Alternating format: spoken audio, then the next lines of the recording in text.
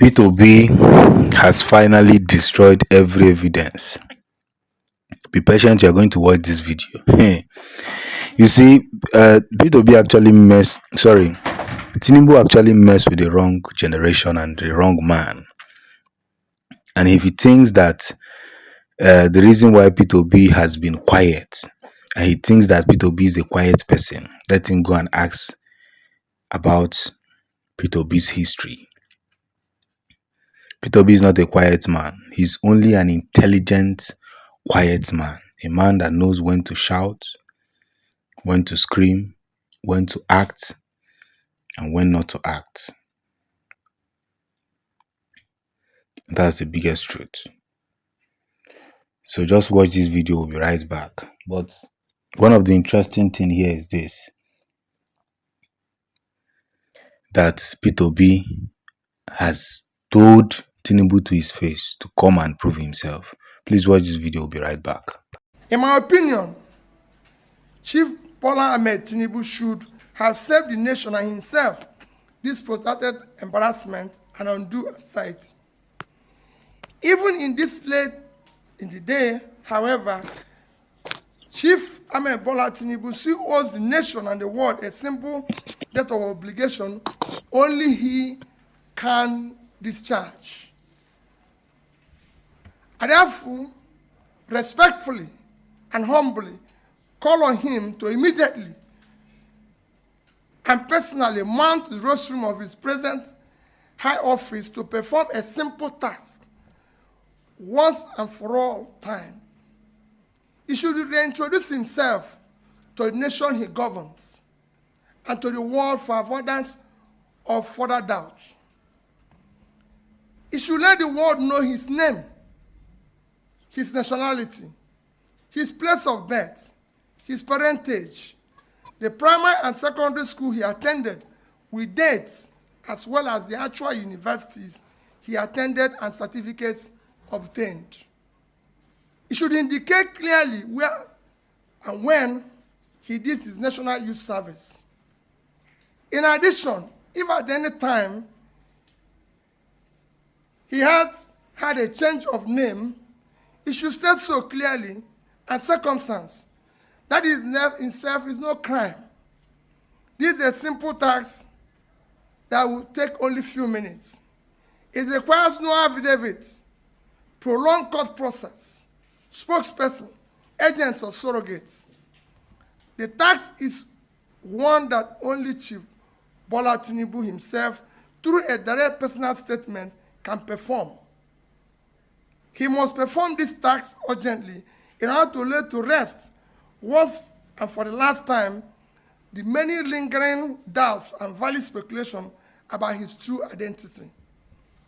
A leader cannot outsource a clear, unambiguous personal statement about his identity to political surrogates, official spokespeople, lawyers, or any other person, no matter how highly placed. A matter of personal identity of a leader is too sensitive and central to the function of the office he currently occupies to be trifled with, outsourced, or disguised under the cloak of officialdom. It is about integrity, morality, values, and the rule of law that defines the character of a nation and its people. In his present capacity as a leader of a nation of over 200 million Nigerians, his true identity is a matter of grave national and international interest. The people deserve to know with certainty the true identity of their leader, and this overrides whatever rights he may have to personal privacy. In addition, the international community deserves to know the true identity of the person with whom they will engage on Nigeria. Having stood for an election of elevated office of the President of the Federal Republic of Nigeria, Chief Bola Tinubu have implicitly undertaken to cede the rights of private citizens in favor of life of open disclosure of his true identity and other circumstances that might be of public interest. His personal integrity demands no less. The legitimacy of the office he currently occupies demands that much and even more. Respect for the integrity and esteem of the Nigerian nation within the Committee of Nations makes it even more incumbent and compulsory. It is time to do the right thing. Long live the Federal Republic of Nigeria. Thank you. I even saw in a video where one lady who said that she's representing the Igbo APC came out to insult Peter Obi for asking this question. You see, I always say this thing that the problem we have in Nigeria is the problem of we not asking our politicians questions. Look at Wike. Wike, that his ruling in Port Harcourt was nothing to write home about. Today he's now the FCT minister, and when he comes out tomorrow to say anything, those same people that were criticizing him will come out and begin to say, "Ride on, sir, ride on, sir, we are behind you." You see, Peter Obi came out to ask questions saying that why is it that every time one bad news will be heard about the president of Nigeria and nobody's worried about it? Nobody's worried about it. Nobody's saying anything about it. And somebody have the guts to say that Peter Obi has disrespected Tinubu. That he should apologize for making this video. And when I got to the comment section, somebody was saying that Peter Obi is now going gaga. The man be like, say, it seems he will need psychology or psychiatric hospital. And that's the problem.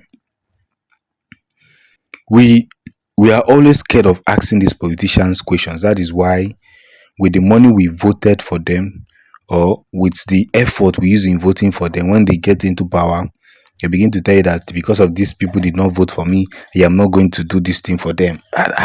What kind of favoritism is that? He never voted for Tinubu, so why should you ask him question? He owes you no answer. Oh, because I didn't vote for him, but he's the president of Nigeria. That's the problem. And with this kind of problem that we're already having and we're already facing, let's be ready to see that it will be difficult for Nigeria to grow. It's not a curse. It's not. It's just because the people around don't want you to ask the important questions. They're always bent on asking unnecessary questions, which will never, ever benefit any Nigerian, any of us, and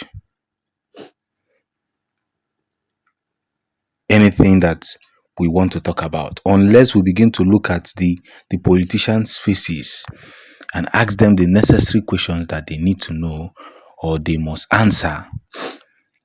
Then that is when we can honestly calculate everything that must be calculated.